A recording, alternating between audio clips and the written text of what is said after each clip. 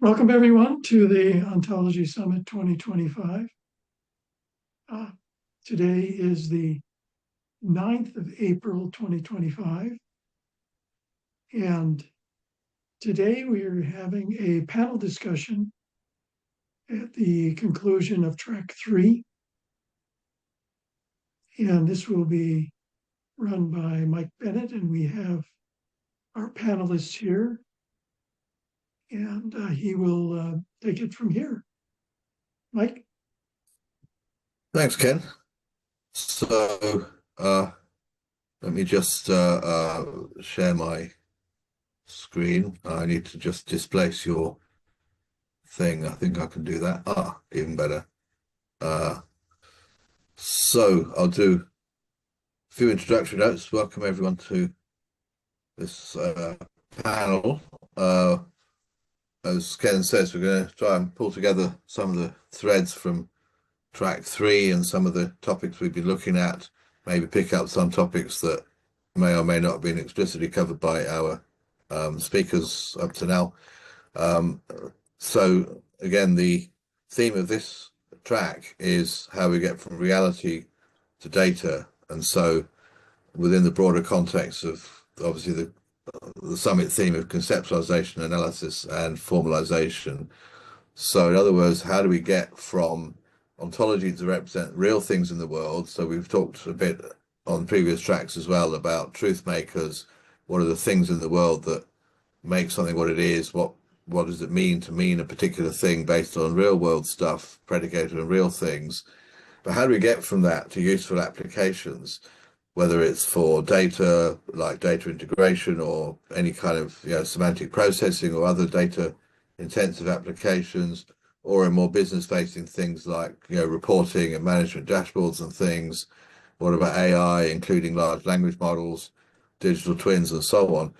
And indeed, once you decouple the data side of things from the meaning side of things, is the more you can do with data, like describing necessary shapes in data, or data quality, or provenance measures, or things like that that relate to the relationship between the data and the real things. So in other words, what are the advantages of having this separation of concern versus what are the disadvantages? And with different people working in industry, we have different perspectives on that. So I'm going to quickly show just a couple of quick slides to level set it, and then what we're going to look at from the panel is, in practical experience, what works, what doesn't work. Does the separation of concerns work? Does it help or hinder having a separate model of the concepts of real things versus data, versus doing it all together? Does it work to have foundational and top level ontologies within a client ontology development scenario, or does that hinder? What are the pros and cons? What sort of things do clients resist, or perhaps just not even want to see, but we just do them anyway? What are the different methodological approaches to that?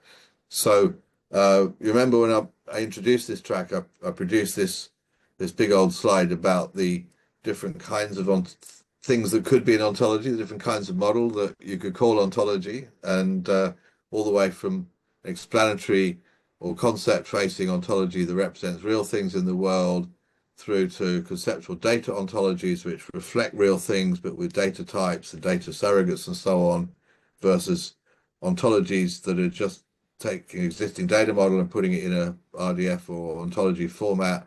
How do you extract different application ontologies for different reasoning applications and so on? What about knowledge graphs and all these different, we often think, oh, somebody wants an ontology, here's an ontology, and try and make it one size fits all.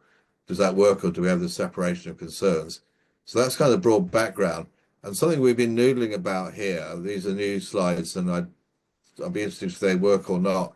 We talk about the direction of instantiation. So if you think of a classic UML model, you have a model, and the role of, say, a UML class, for example, is to create a kind of cookie cutter that says, okay, this class description tells me how much data, what data I need, what memory I need to carve out, what methods I'm going to have to stand up and clean off afterwards that data, and so on.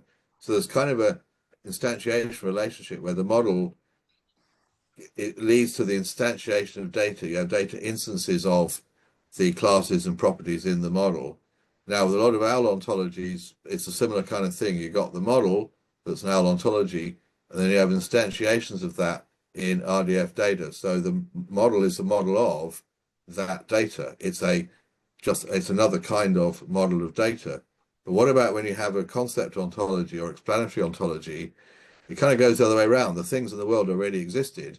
What it's a model of, those are instances in the world that you then create some reflection of in your conceptualization of that world, in what classes exist, how they divide down taxonomically, what are the necessary and sufficient conditions for class membership, and so on, are all done by observing the world and then creating the model, rather than creating a model and then creating data from that. So that difference in direction creates this kind of tension between the kinds of model there are.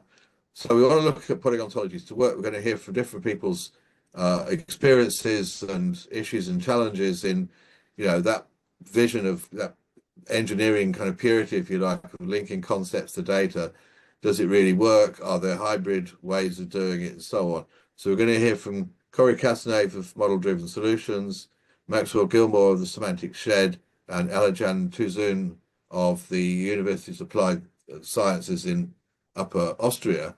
So that's my introduction. I think, are we happy what order to go in? Do Cory want to go first because you've got time constraints? We're going to try and cover all the introductions before you go anyway, but I think just on the safe side. So I'm going to stop sharing, hand over to Cory, who I believe has a slide or two. Yeah. I didn't make slides compulsory, but where they help, feel free to use them. You should now be able to share with a little green sharey button at the bottom there. Over here. Sharing button. Middle of the bottom, green. Yeah, on the screen. Application windows. Yeah, there it goes.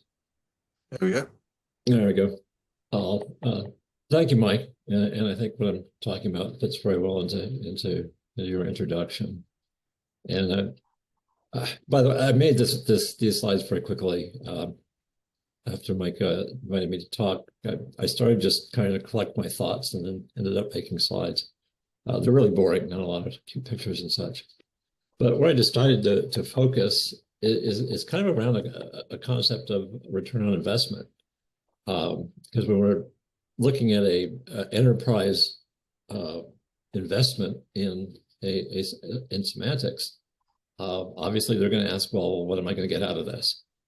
And what they're going to get out of it, I think, does relate very closely to what Mike was talking about in terms of what you're modeling, the kind of model, and why you're modeling. So the proposition here is that there is a range of these ontologies and a range of what they represent.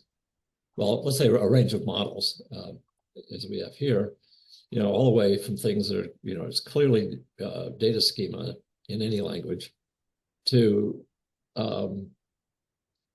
the true definition of ontology is, as metaphysics and dealing with the nature of being.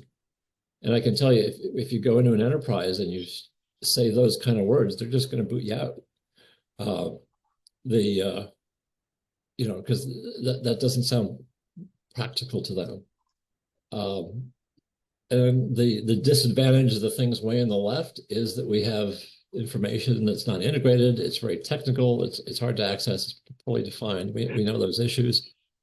But there's also issues when we go very far on the, let's say the theoretical side, is that we end up with models that people don't understand. And if you're presenting this as something that helps them to understand things, they have to be able to understand it. And so what I'm looking for is kind of what I'm calling the sweet spot in the middle that maximizes the ROI.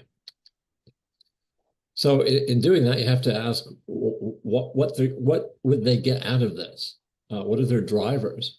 And the drivers that I have seen, and I'm not saying these are the only drivers, certainly, but the drivers I have seen are focused on better understanding information and processes based on the business concepts. So they're frustrated with how technical their data is, and they want to look at things from a business perspective. They also want to connect that data. How does it connected? How does it feed together? You know, the old islands problem. They have tried to approach some of this with things like data dictionaries and tools like Calibra. And there are literally tens of thousands of entries in these things, of these data attributes. And so that solution has become its own problem. They want to understand the lineage of data, its authority, right? The flow of data through the enterprise and through systems. I'm dealing a lot with financial industry. Compliance and regulation are huge. And I can tell you, just in terms of buzz and attention, they want to know how anything's going to support AI and LLMs. And all of those, the things I just mentioned are things you can get from the models themselves, but then they also do want to take it down to the data, you know, to the knowledge graphs, essentially, and be able to poke at the knowledge graph and say, you know, show me this information that's integrated the way you're talking about. And that has to support LLMs.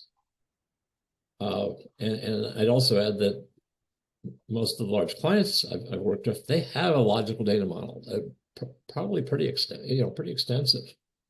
And they need to understand how this is better. And a lot of this comes from what we're modeling. And presenting kind of three levels here. And the nature of the world, right? The true definition of ontology is, you know, that's what when you look up the word ontology, this is what you find. This is what most of the academic work has been about. How do we really understand the world? But also, if you look at one of those models, it has to make choices. It has to pick a level. Otherwise, you know, if you're trying to, you know, model a desk or something, you have to get down to atoms and particles and things if you're really understanding realities. So even at that, you have to manage complexity from a point of view. And then I think there's what I call shared concepts. Shared concepts are a little different than understanding the world. It's modeling how we understand the world, how we communicate about it. This is a bit fuzzy, a little fuzzier and more subjective. It's very connected with terminologies, but we know that terminologies are not sufficient because they're, you know, the terms can mean multiple things. So we want to normalize these concepts across, you know, the languages and enterprises. And there's kind of a bit of an art to this because, you know, you go too far the one way and you're just kind of modeling data. You go too far the other way and you get into the complexity of the world. I'm not exactly sure what to call this, an ontology, epistemology, something else. And then, of course, we have the data representations, essentially schemas, or even logical data models. But they've been doing these for a long time, and they're not solving the problem. They're still fighting with the issues. So my proposition is that there is this sweet spot in the middle. And the thing I put up there is actually a quote from a client a long time ago. You know, we're talking about why you'd want to do this. And his quote was, "It's about the data, stupid." But I think being about the data and being a data model are very different things. So I think there's this sweet spot. It is semi-formal. It is a model of concepts, but it's concepts that we can use, right? Their ROI is going to come from defining the meaning of data and also being able to pivot between data representations. So what does this thing look like? like I said, it is a model of business concepts and terminologies. It has to be understandable in business terms with minimal noise. And one of the things that I find when I try and use some of the more formal methods is you have to introduce complexity almost to get around the language or to get around the representation. So if you have a concept that you should be able to represent simply, but you have overly complex or theoretical ways to express it, that reduces your ROI essentially. It has to be inclusive. We in a discussion with a colleague once, they were showing one of these models, and they say, "Oh, well, you have identifiers in there. That's not ontological." And I said, "Well, I don't care. I mean, the business, cares about social security numbers and things. So if they care about it at the business level, it belongs in there. It needs to be well defined, both with natural language and with formal definitions and relations. Including defining commonalities and differences, things that we do find in ontologies. Certainly relationships are crucial and really, I think somewhat overlooked in terms of the relationships as things that define entities and the entities that define the relationships. What this isn't is, again, it's not something specific to a process or a company. And one of the challenges in doing this is getting them not to introduce their specific context into the model, because that's what got them into the problem in the first place with their logical data models. They put too much, that they model what they need for a process, not what something means, not even the basic business concept. And it's not a model of data structures, and it's not a model of terms, because terms, a concept can have multiple signs, multiple terms. Some of the, if you look at the business, and this is one of the things I've grappled with in terms of using particularly OWL. The world is not first order. The things that the let's say ontological community considers really hard are things that are just part of the world. It's temporal, it's modal, it's higher order, and it's contextual. And if we can't represent those things in an easy way, it's counterproductive. It's also, we are dealing with complexity. The business is not complex. And these models that we create to synthesize different groups, different organizations, different purposes are necessarily going to contain things that not everybody cares about. Nobody is can care about the same thing. Nobody's going to use the same terminology. One thing we found with the kind of the technologies and the languages is there's some use for inferencing, but it's not the main reason that they're doing things. There's a level of inferencing that is of great value, but some of the constraints that have been put in the languages that we use to make inferencing or certain kinds of inferencing possible, again, are counterproductive. And most of the inferencing that's useful, at least in the enterprise, is closed world. So again, kind of from the customer, it's about the data. If you can't explain it, integrate it, federate it, it's not providing that ROI. So the challenges, the languages we have, and I would also include some of the upper ontologies, are not really tuned to this sweet spot in the middle. We're currently using Cameo Concept Modeler with Magic Draw. It's okay. It's a UML representation, but it's not ideal. Mapping that down to OWL introduces complexities. We have to deal with things like temporality and context in ways that are, you have to reify concepts. It just makes the model more complex, but there's really no alternative. And something I think is crucially important is there's no well-defined way to project this large model, this general purpose model, to viewpoints that are specific to stakeholders. If we can't take a generic model and say, this is the part that's interesting for you, this is how you can see it, this is maybe, the most important concepts and how they relate to others. Maybe there's hierarchical views. If we can't pull the thread on a model and have something that's simpler for view, we won't be able to make it resonate as business concepts. And in a similar way, there's no well-defined to map to data.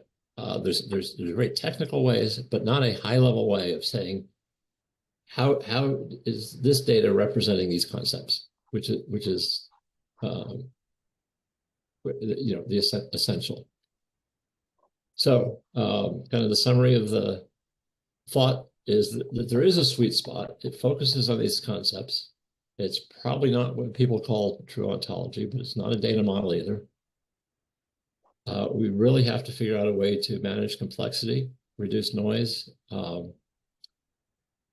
and recognize that as we come up with these neat concepts to model things or neat things in upper ontologies, that every time we introduce a concept that's going to be exposed to stakeholders, it has a cost. We have to train them, we have to explain it, we have to model it, we have to tool it.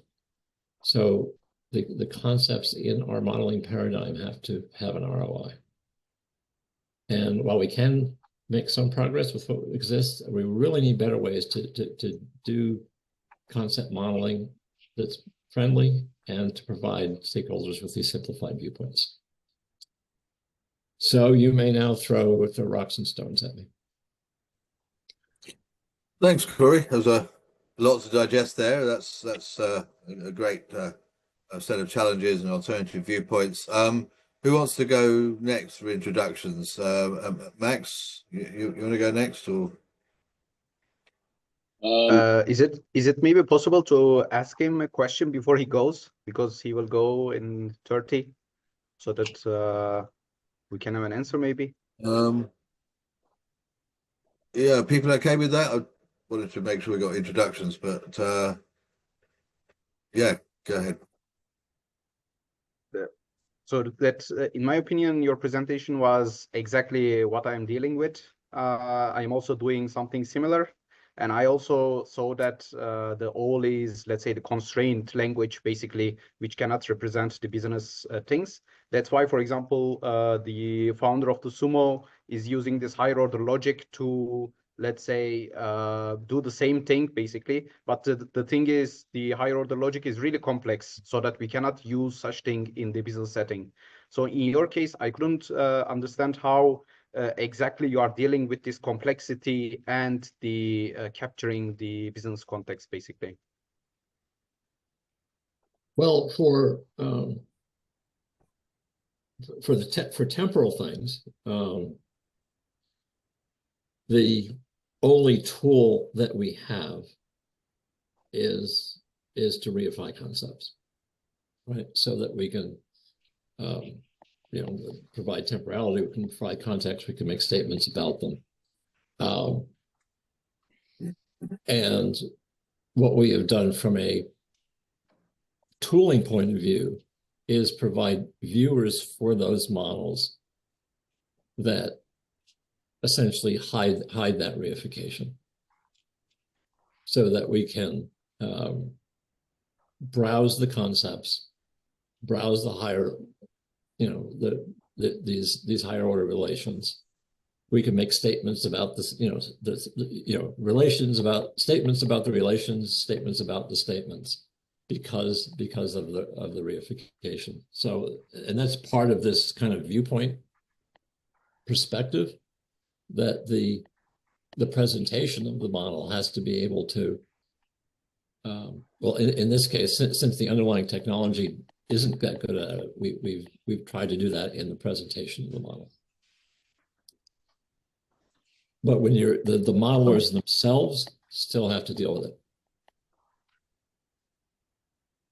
Alrighty, thank you. So, I see we got like hands up. This is almost like a regular speaker session, and our other two panelists haven't had a chance to introduce themselves yet. But I'm guessing because Cory has to go in 5 minutes, I guess the hands mean that we want to ask Cory specific questions rather than I was hoping to interact more with these issues in the panel and bring in alternative points of view. But do we have a brief question specifically for Cory from John Sower and then from Paul Tüzün and then from Ravi Sharma, or can any of those questions like wait to a more general panel discussion? John, you're up first.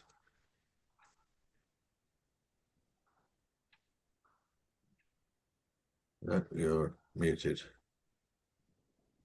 I don't think people can unmute themselves unless they're co-hosts. So, What about their hand Indeed, up in as a co-host? industries.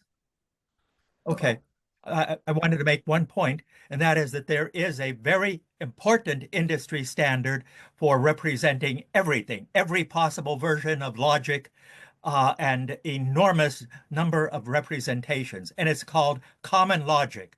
That is an ISO standard, and it has been available for many years, and it's a superset of everything. And the point is that the object management group has adopted that as its standard representation for everything, and it has excellent software development, and all you have to do is use it.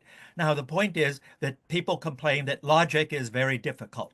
Yes, it is difficult if you have not taken a course in logic. On the other hand, there are excellent tools for mapping logic to and from natural languages such as English and others, and that gives you immense representation, very, very friendly, and it's far and away superior to OWL. OWL is just a tiny subset of common logic, but we can use ordinary, good old-fashioned English or other languages to map to and from common logic, which is also an OMG standard, and I very strongly recommend that. I second that, John, and I wish I could use common logic.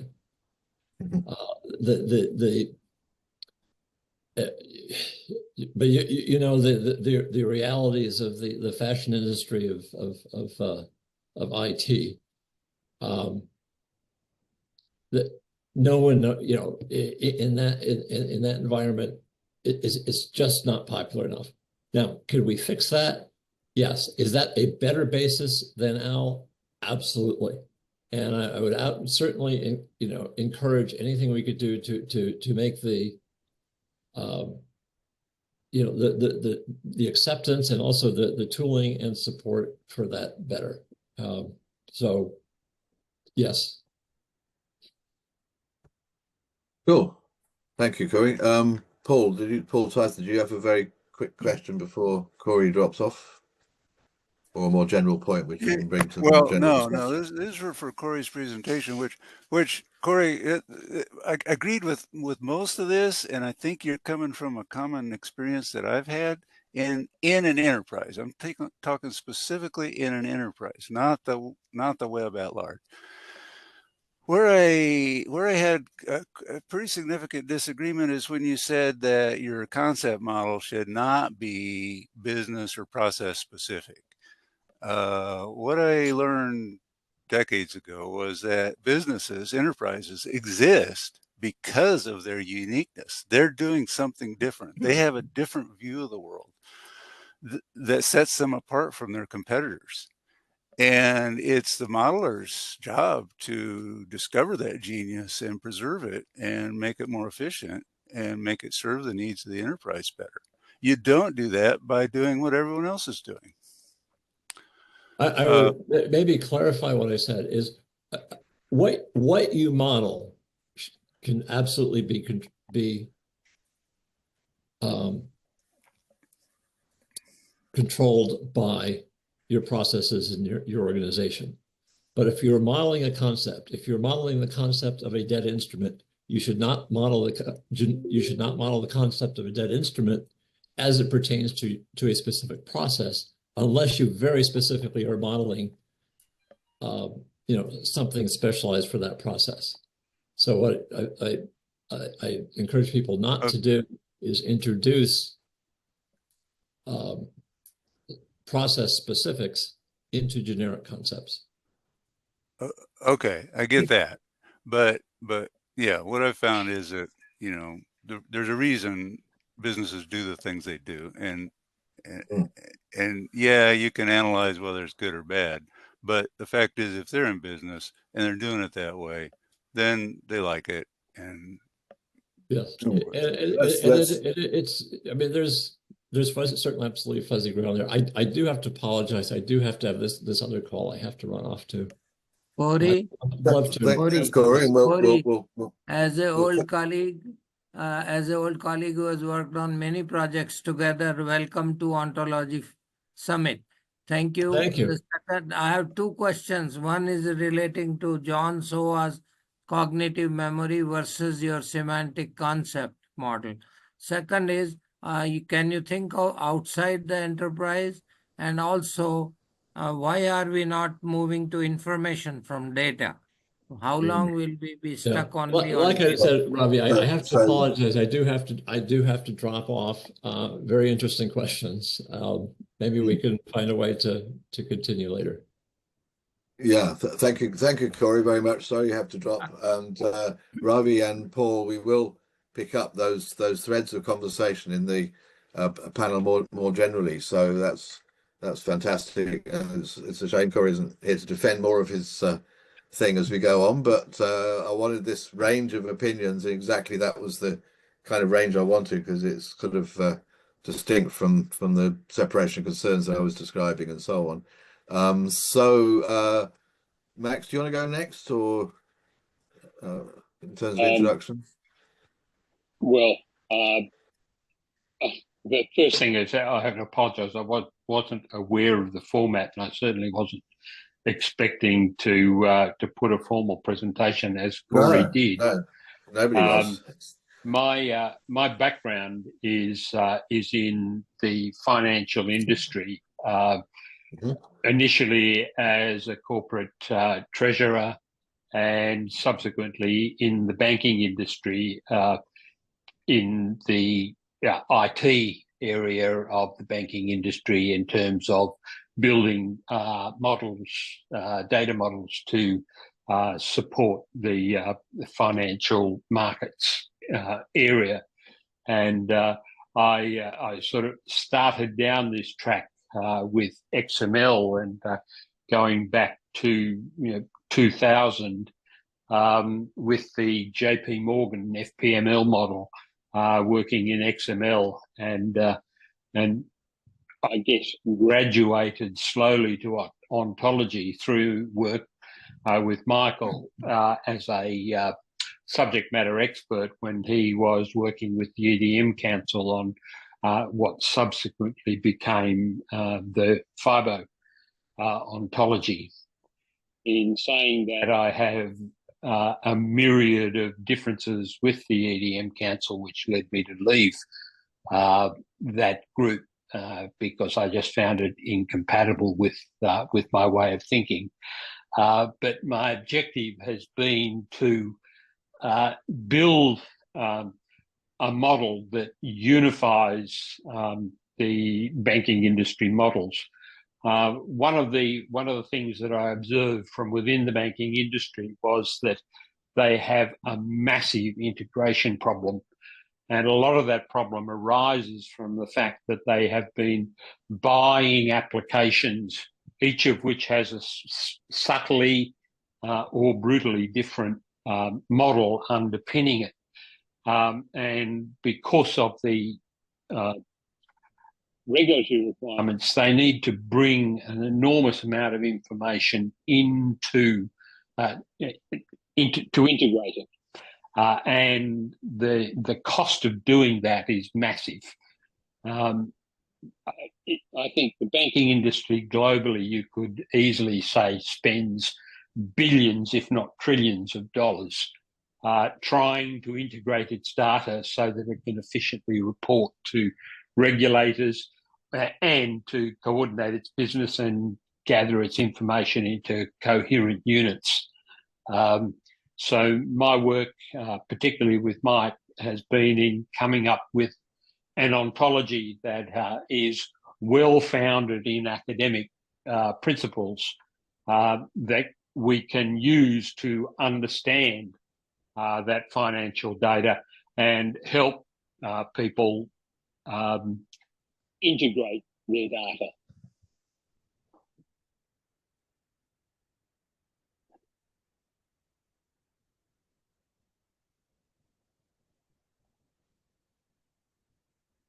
Whoops, I'm muted.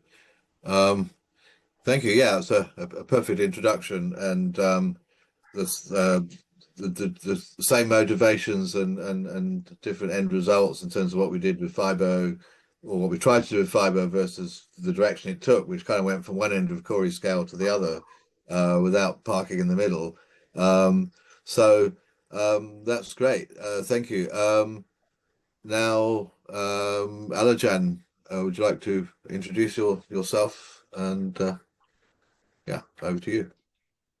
So that's my actually background is on engineering. Mostly I was doing some automation engineering, but after that I got to do the PhD. Basically now I am in research associate at the Austria, so that we are doing data-driven business model innovation for the incumbent manufacturers, where I am focusing on one manufacturer in this case, and then the topics which I am dealing is the optimizing the production line, and also the analysis, like a strategic analysis of how the companies, for example, where the companies should invest on, or which sites or which ecosystems are suitable for their product or the services, or they have such new product and services where they should position themselves within that business ecosystem. Yeah, that is the thing what I'm doing. And as a PhD, I'm doing the computer science in University of Aristotle, where we are trying to, let's say, make this process better, where we are, when I'm doing this analysis, I am basically using the logic. As for example, the John Soa said, when we use the OWL, we came to the constraint, and now our let's say options were like using either the first order logic or going to another language. For example, the instead of the O to the L, as the Cory said, that for example they came up with the constraint, so that we are trying to get rid of this constraint and go to another languages. For example, as I said, it can be first order logic, or the other one was the O to real, which I was talking last week. So basically, I'm dealing with the business ecosystems, and I'm trying to help the companies to, let's say, analyze their environment. Cool, thank you, Alican. So I think a common theme that I've noticed in all three of our introductions here, implicitly or explicitly, is this notion of what level of expressivity versus logic. And to unpack a little bit of what Max alluded to, when we started the financial industry business ontology, I was new to ontology, and I was creating what I would now call a conceptual data ontology. I was really looking for the concepts, but starting from the data, starting in that middle point, if you like. But as soon as we started talking to more conventional semantic technology stack people, it's as if, oh, the only thing you could possibly want to do is reason over the data. And because you absolutely must want to reason over the data, which no bank was asking for and still hasn't, to the best of my knowledge, because you must reason over the data, you must use this much less expressive thing. I was even shocked to discover that I couldn't even use the full set of XML data types, let alone XML extended data types like G, day, month, which you need if you're going to talk about bonds. What day of the month does it pay? So that kind of expressivity question, I'd love to know from each of the panelists, what you think about the expressivity versus restriction versus, what's it really for? I don't know who wants to go first, so I'll throw it over to either of you. I can actually give one example which I encountered recently, not because of the ecosystems, but for another things. So the idea was when the managers are talking in some setting, for example, we get it now in MS Teams and so on, you can get the transcripts. And based on the transcripts, actually, you can extract useful information for the higher level manager so that the higher level manager will not be reading the whole text, but he can capture these concepts basically embedded within. And one of the methodologies in the research is using the qualitative analysis, so that you do the qualitative analysis and then you come up with the themes basically, which is not a formal way to categorize the things which is talked about, but coming up some basically like a higher order themes which actually let's say covers the whole talk. But the problem is when you create this hierarchy after this team by team, now the question is, how does this thing would be helpful for the companies? And now comes the formality, so that you go from the informal to the formal. But the problem is, because the text is really close to the natural language, it is really, really hard to do this type of formalization. So changing from informal to the formal through OWL2, for example. In my opinion, that is impossible through the case, so that you need to give up lots of information to do it. And I see, in the other hand, the higher order logic or the common logic, but then the problem is that it takes time to do it. So as Cory, in my opinion, really greatly said, that there is some sweet spot where it is really useful for the business to use it. And that is the one problem actually I came up with, so that I am trying to resolve this issue. But that's the problem where we can solve this two sides basically. Thanks. Max? Well, in terms of, I think the best way, from my viewpoint, of how I've come to use the ontology is to break down things and abstract things in ways that enable you to gain flexibility in your data models. An example might be in the banking industry. The way that banks have traditionally presented their data has been fragmented, in the sense that they've gone out and they've bought applications that enable them to do foreign exchange, and they've bought another application that enables them to do, say, their sophisticated lending. And then they've gone out and got applications that enable them to do commodities and futures markets and that. And what arose is a whole series of different paradigms that had to then be integrated, because clearly in a bank, all of that information that is being built up in banking, lending areas, and general banking transactions areas, financial markets, and financial engineering, all has to be pulled together by various risk divisions, like market risk division, by credit risk division, and also by accounting, because ultimately at the end of the day, the bank only keeps one set of accounts, and they need to bring all of that data together from a myriad of different applications. In reality, by breaking down the concepts that are involved there, it's possible to demonstrate that, in fact, you're dealing with a very small number of concepts, and you can use that to integrate things. Like, for instance, a foreign exchange transaction is just an exchange of two commodities, two currencies. A lending is just an exchange of two commitments to in the future. So, like, for instance, a loan is a commitment to pay money at the end of a given period and to pay money during the period in the nature of interest, which you can calculate by an interest formula. But at the end of the day, what you exchange is money now for money in the future.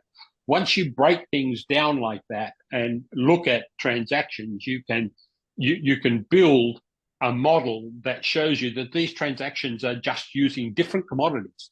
Like, for instance, a loan is an exchange of money now for money in the future. Foreign exchange is just an exchange of one money for another money.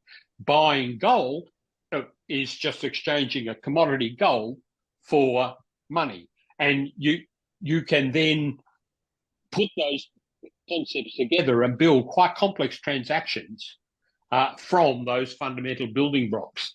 And it's been that by breaking it down that way, you can think about things, you can bring your process together and integrate your activities in the bank much more efficiently. It also gives pushing through that, it also gives you a path to integrate data, because in breaking down how each model represents the world and understanding how that fits with the more fundamental unified model, you can build integration pathways that are much more effective. So in a way, what I think you might be saying is some of us have been asking the wrong question. It's not, should we be using OWL or RL or SWIRL or DL or DOL or whatever, but should we be abstracting more? It's not about the tools, but how we use them. That the key to both, I think, to getting to the meaning of things and to being able to integrate data that's structured around different concepts and stuff is this ability to think abstractly, to say, what sort of thing is this? What sort of thing is a securities exchange? Oh, it's a kind of marketplace. What sort of thing is a transaction, as you've described? What sort of thing is an address, an index to a location, and so on? Is that what you're saying, that really we should be focusing on the thinking and the technique of abstraction rather than necessarily the language? Yes, and in doing that, you can evaluate the tools that people are using. You can also develop a more generalized model, and you can work with the goal is to work to evolve those disparate models into a central model that actually does enable them to have an enterprise model. And you can start with an abstract model. You can translate into that, and ultimately you can evolve into a core model that makes the development, the integration of the industry much more effective. But you won't, you can't just change.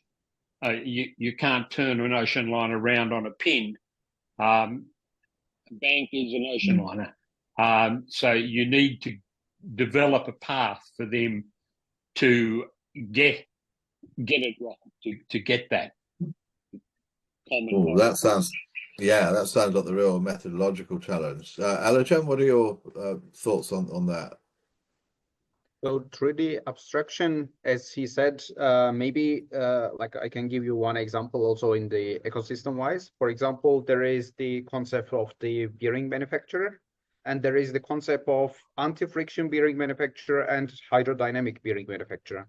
So when you talk with an expert in the field, most of the time they are talking about the abstract terms, but if you want to have a deep dive information about, like, for example, if they are delivering to the anti-friction bearing manufacturer or the hydrodynamic one, could be crucial if you are standing on the point of any of the bearing manufacturer, because then it will be available information for you and not the abstract term. So for example, as he said, that differentiating between the gold and the money, it is exactly the same case, because from the point of view of the bank, it is crucial, of course, but for the other partner or other node or other, let's say, entity, organization, maybe it's not so crucial. But in the point of view from the bank, I can understand the making such a distinctions. And this occurs, in my opinion, in all business cases, so that when you go more detail, actually, not only you are getting more precise analysis of the situation, but as well as the stakeholders and who contributes to your thing actually widens its perspective. So that when I, for example, introduce them that this difference bearing manufacturers, actually even though they are gearing manufacturer, they were surprised, or let's say like the idea of differentiating between them, because when you do, for example, a competitive analysis, and yeah, you can do it in the abstract way, but maybe doing it the lower way would result in a better solution for the company. And this semantics abstraction, I agree that it plays a great role. There's an interesting thought in that like the abstraction seems to be the key to getting to common meaning. And your bearing example reminds me of an example at a bank I worked with a while ago, where they had this simple concept, they thought, or a simple set of words, which they assumed was therefore a concept, namely, what was it, active account or something. And actually there were 7 or 8 different meanings. So what happens is each silo has its very specific, and it's this abstraction that lets you get to what are the common things that then each of those are specifics of, which I think brings us a little bit to, I want to bring in a couple of Ravi's questions here, because we're looking at how we abstract up to the real concepts. So, for example, how relevant are formal economics concepts in a changing world, and if there are disruptive events, so obviously, like, we started with the financial ontology stuff in 2008. I was actually walking along Wall Street showing it to people the very day that the whole financial system imploded, and everybody had all the data, but it took them weeks to find what their exposures were, because they hadn't been able to turn that data into meanings. Now we've got more shocks to the financial system, which I won't even try to describe. Max, this ability to abstract and define what the economic concepts are, is that something you feel has been critical? Well, yes, I think you need to break it down. What I've been finding in my path from the data world into the ontology world is that when you do sit down and you think about these things, you risk initially being accused of angels dancing on the head of a pin. But as you break that down, and ontologically, you can do that very easily, because you don't have to write programs to put concepts together and ideas together. But if those ideas are well constructed from good philosophical background, you come up with solid models of concepts, and in working them through, you can go 2 ways. You can take those models and build data models from them, or you can look at existing data models and you can work with people to analyze what is good and what is bad about those models. The old story, every model is wrong, some are useful. Well, if a model is working in a bank, it is useful, but you may be able to make it better by actually looking at the models and working out what the problems are, what is causing impedance between models, and what aspects of a model are creating problems for your IT division in integrating, in developing new models, and stuff like that. It's a little, I hadn't prepared a presentation here, so I'm a bit scattered in the way I'm trying to explain it. But what you can do is you can break down what people are doing, and you can see the issues about what the problems are. And what I found in doing that is that working with the Unified Foundational Ontology, we've been able to break down our analysis and come up with well-grounded concepts that enable us to move forward and to break things down. A classic example in doing this is working with the UFOC model, which talks about commitments. Commitments is a concept that Mike and I came up with probably back in 2008, certainly not long after. And it's proved to be a very robust concept in analysing not only financial transactions, but also in the ERP world. I have a brother who has worked in that area for 25 years. And we've been able to break down those concepts and apply them very effectively in the ERP world. And you can see the commonality. They're the same concepts. They've just been restructured in different ways. Using UFOC, we've been able to break down the concept of a commitment and talk about a propositional content of a commitment being a goal and stuff like that, which we've been working on just recently. And I've been looking at taking the commitment as the primary element of financial or business models, and that's an undertaking by somebody to take an action of some description, and that taking that action may be conditional upon certain events occurring, and you can build a model that enables you to actually analyze that transaction and look at a commitment and all of the underlying conditions that are there, and basically break down your whole set of transactions into simple transactions that fit together. Cool.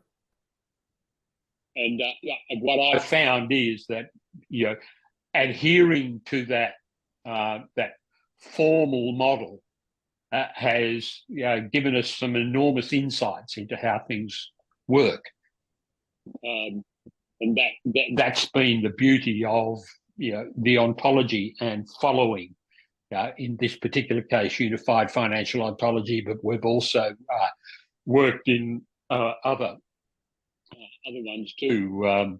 But when you look at them, they all work together in very similar ways, which is very encouraging, because you're getting to fundamental ideas that are going to be stable. Right. Cool. So I think one thing that Cory mentioned that maybe ties into that, we don't really have time to dive into, but I just wanted to put a pin in, is that by having this model that truly abstracts everything to the point where it represents a good conceptualization of reality as it's relevant to that entity, you really then do need these context-specific lenses to view it through for different stakeholders and so on. So look at the time, Ravi, we wove a couple of your questions into the thread. It sort of fitted very nicely at that point, and I wonder if you want to come back on any of your questions on the responses to those. I will need 1 or 2 minutes, Mike, if you have.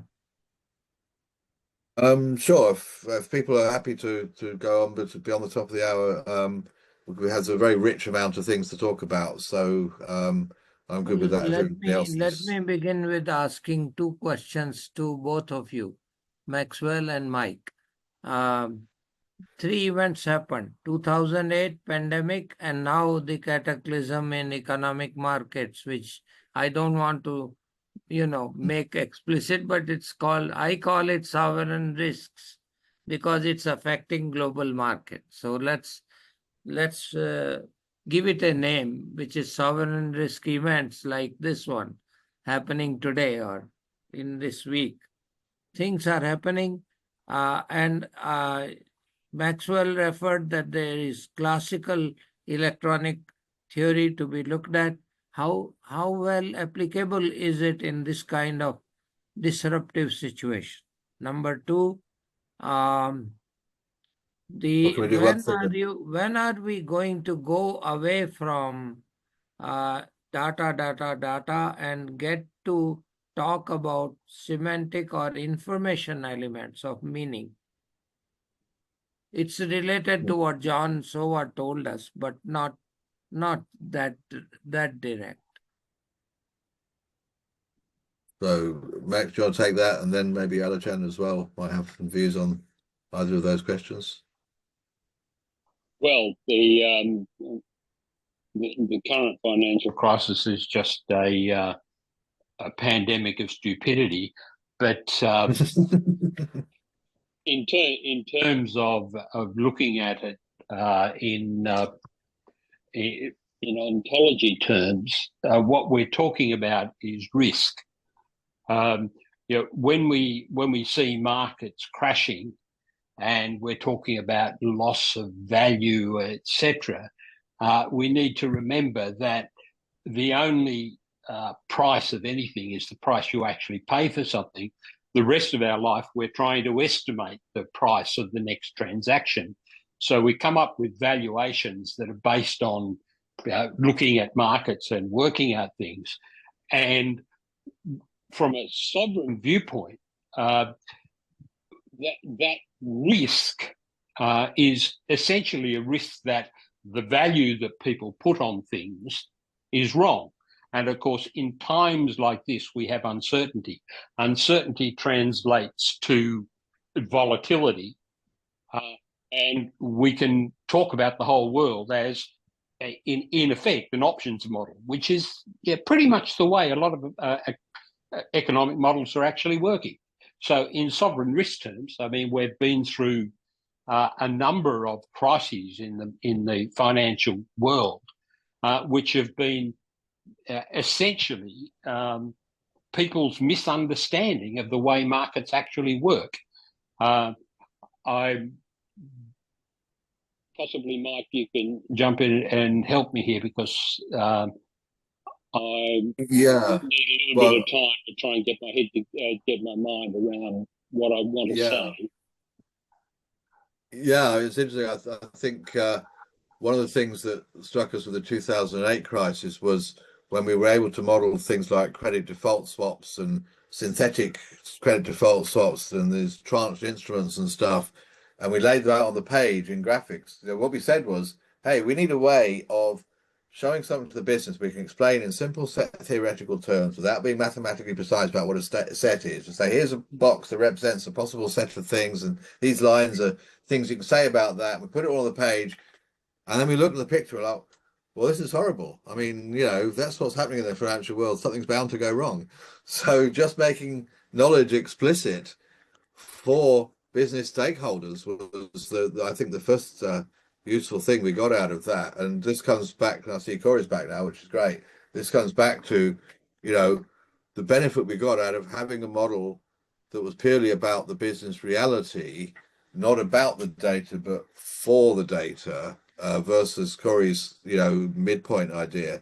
So those are anyway, that's just my thoughts on that. Alican, did you want to chip in, or Cory after that?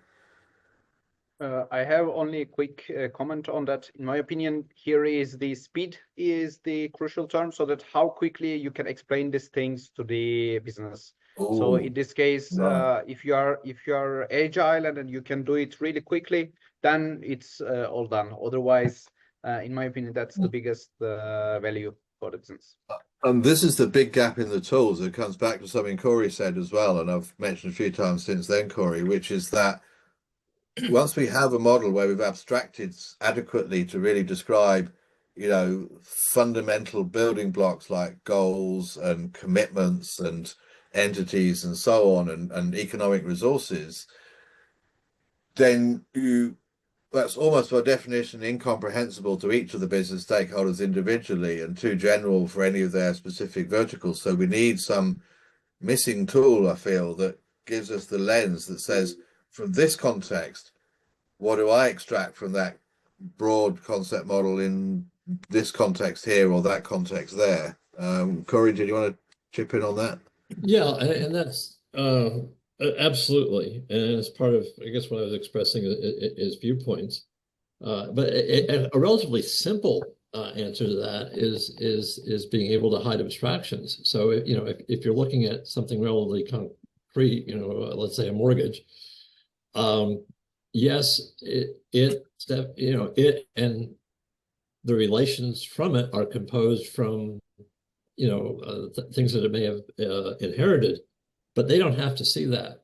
One of the things that I think is really missing even in UML is the ability to have classes and show relationships to them that are inherited without showing the inherited things.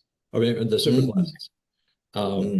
And so some basic tooling like that, and that's not even really a viewpoint. That's just being able to show, inherited things. So some basic tooling like that can certainly help.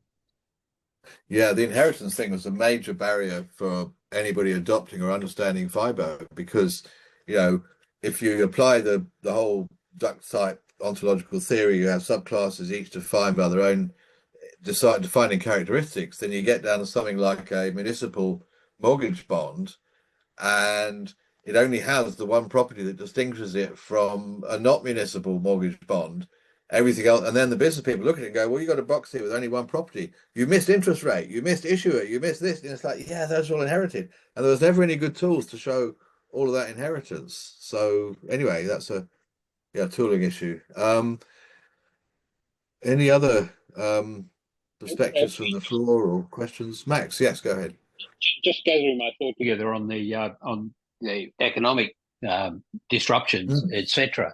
I think breaking down, I'm thinking back in terms of the global economic crisis, the 2008 crisis, not the one that idiocy just started.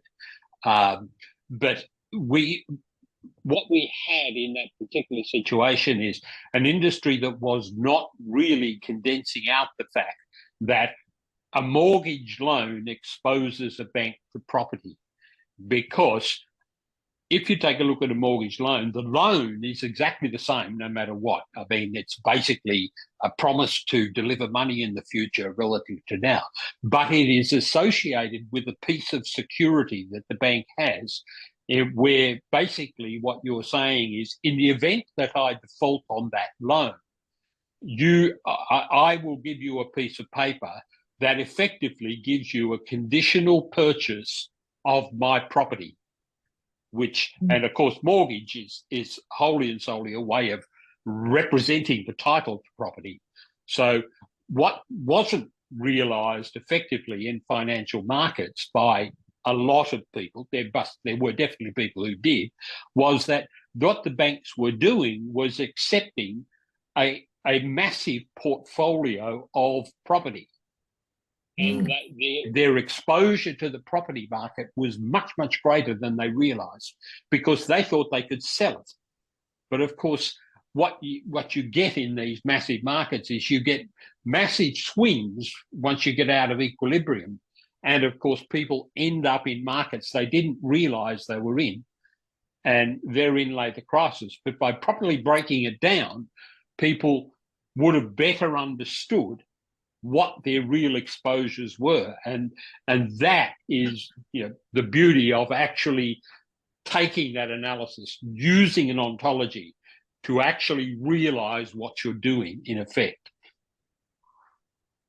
And what's interesting about that is that you're describing benefits of ontology here that have nothing whatsoever to do with data.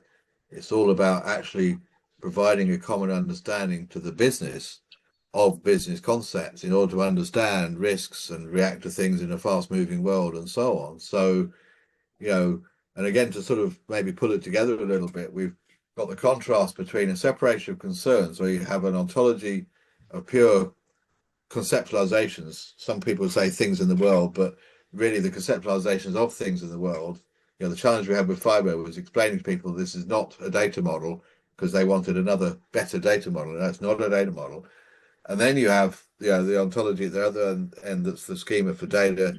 You got Cory's idea of a midpoint versus my kind of engineering thing of having the separation of concerns that says, well, here's a concept model, and then here's your data model, and you can talk about the relationship between the data and the concepts. You can talk about test and validation and verification and so on. Maybe I wasn't clear, but that's exactly what I was saying, that there was a concept model in the middle related to your data. But as Cory, one ontology in the middle? Cory, Robbie had another point for Cory. Cory, we are talking in this panel on reality to data, right?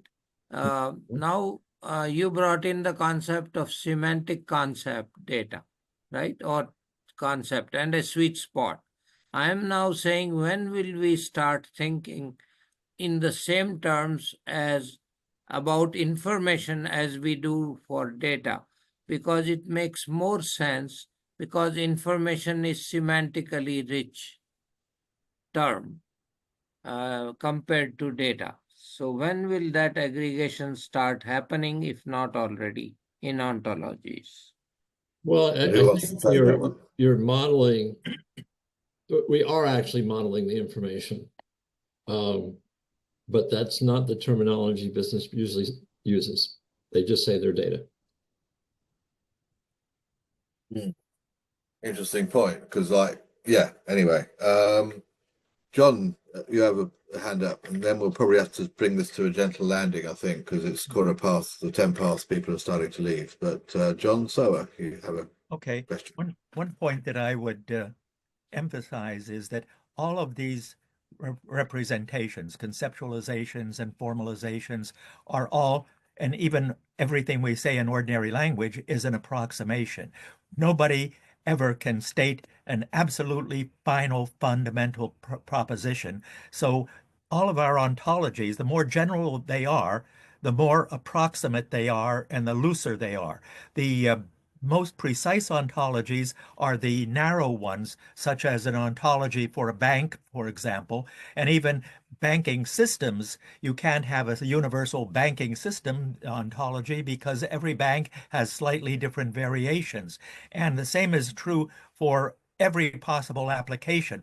Things are constantly changing. Every time your operating system gets updated, your ontology is changing. So the point we have to emphasize is that the more general the ontology becomes, the more vague and approximate it becomes. And the most precise ontologies are the narrow ones. The narrower they are, the more precise and formal they can become. Thank you, John.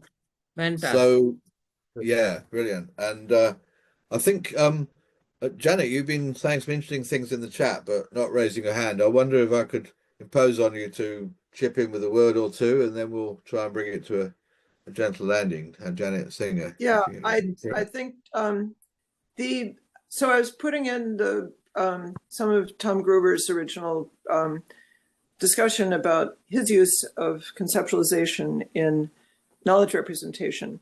And I think several of the points today have really emphasized the importance of thinking carefully about what a conceptualization is, because it all hinges on how appropriate the conceptualization is. I think the word ontology, so Tom Gruber originally said, an ontology is a specification of a conceptualization for a domain, and that was repeated as a mantra a number of times, and then people sort of, it became meaningless. It was said so many times, but and he also says that what exists in is what can be represented. There's the commitment to what is represented in when you have engineered an ontological artifact. That's different from the idea that an ontology is breaking apart the world at its joints. So people confounded those two perspectives, that you are creating an ontology in your representation with your conceptualization, with your commitment to your conceptualization, as opposed to, oh, let's just look at the objects in the world and make a catalog of the objects in the world, and that is going to somehow solve our problems for us, which is a total misdirection. Anyway, so wonderful. People kept making the good points here. And I think this is really helpful for next year's 20-year anniversary, looking back over this whole effort. Really excited by that. Thank you, Janet. Yeah, it brings back Cory's question earlier about, is what we're trying to or needing to produce really ontology, or is it phenomenology, or is it epistemology, or whatever? I think it may actually be phenomenology. We're just calling it ontology, but others may differ. It's how we create intentions with an S, because particularly with risk, like we've seen in finance, we don't want to talk about what exists. We want to talk about what better jolly well not exists, but we need to still talk about it. So we want very quick sort of one sentence kind of summary from each of our panelists, and then we'll wrap it up. Who wants to go first? Alican? since you're on the screen. Yeah, I guess today's like a really good fight, like I said by John Soa, was that even the language is a model of the real world in a sense, so that whatever we create, like with the engineering mind, basically will be the approximation of the reality. So that I guess the claim on that we are creating some concept, but this one exactly represents the reality is an overshoot, in my opinion. And from the practice also, it is not useful for the managers as point of view, for example. That was the explanation by the last week. Thank you. Cool. Thanks, Alican. Max? Well, I guess that, and taking to John Sower's point, the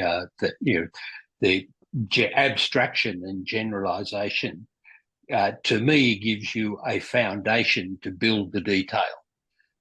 So seeing the commonality in concepts is very helpful because it enables you to drill down more effectively and stops you from getting fuzzy concepts.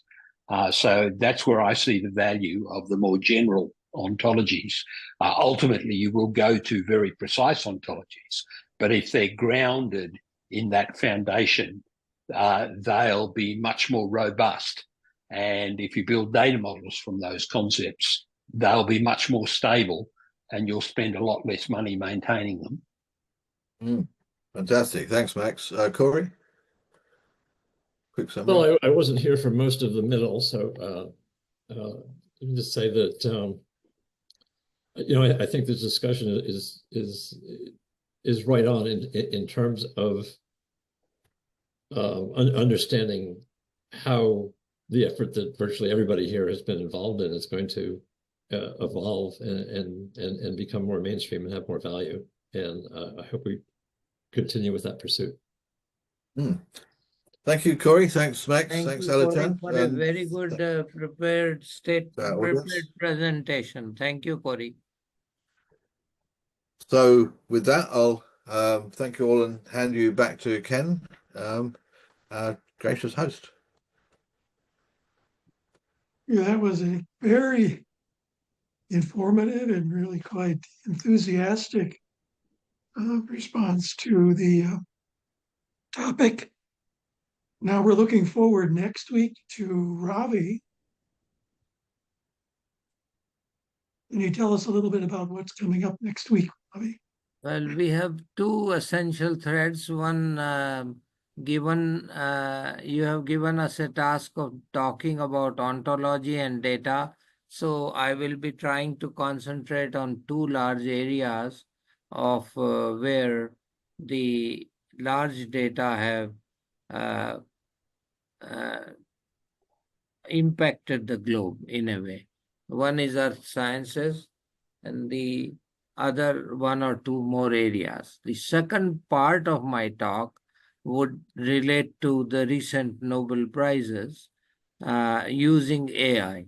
And that is where whatever techniques that I can unearth from this maze of tools and techniques people are using to discover new science using AI. So this would be more or less a starter of the track 4. And then we have we have two speakers lined up. Both are listed on the, Elisa is one of them, and there is a new gentleman to our forum who is going to be talking about the same related subjects. I have to find one more speaker for the last part in May. Thank you. Is that good enough, Ken, or should I go more in detail? That's great. Thank you. So I'm looking forward to seeing the next track, hearing the next track. I hope everyone can join us starting next week. And welcome, please participate in track 4, which would help us culminate the summit towards mid-May or something like that. Right. Thank you, Ken. Okay, so with that, we will adjourn. Thanks, everyone. Thanks to all the panelists, Mike, to everyone who participated. Thank you, Ken. Thanks, Ken. Thanks all.